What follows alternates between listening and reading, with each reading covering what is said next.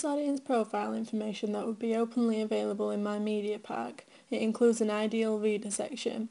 The ideal reader is a theory by Eng Ang in 1991 called the imaginary entity. Eng Ang's theory of the imaginary entity is where media conglomerates and distributions image their ideal audience member to target their product for their media text. They will think up of what their audience would do, wear, eat, drink, and what they would listen to, etc. The companies view audiences as an imaginary entity, as a mass rather than a set of individuals. They will often have a typical audience member in mind, though. I have created my ideal reader for my magazine based on the subcultures suiting the genre of my magazine. Ruby is 19 and in her first year studying at Leeds Metropolitan University, living in the student accommodation with her close friends. She can't go through the day without listening to her iPod or tuning into her favourite music stations. Music is the centre of her social life and the topic of most of her conversations with friends. It influences her style and her social activities. Ruby lives for music festivals and live acoustic gigs in the Leeds town centre. She is one that sorts the gigs out for her friends and introduces them to new upcoming bands. Ruby loves new technology, with her proudly owning the new iPhone 5 and tuning into her DAB radio regular. My audience profile document also includes a collage of items my target audience would be interested in, and also subcultural capital related to the genre and specific target audience.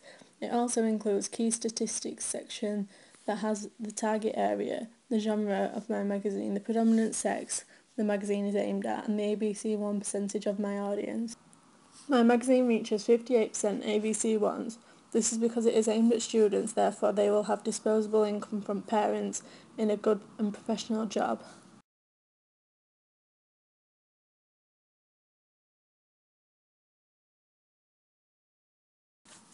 During the process of making my magazine, I had to consider the specific ways in which I address and attract a specific audience. My mode of address throughout is predominantly peer-to-peer, as in my double-page spread, the artist being interviewed refers to the reader as "you guys" often, which is a friendly word and one which the subculture of my magazine would use often.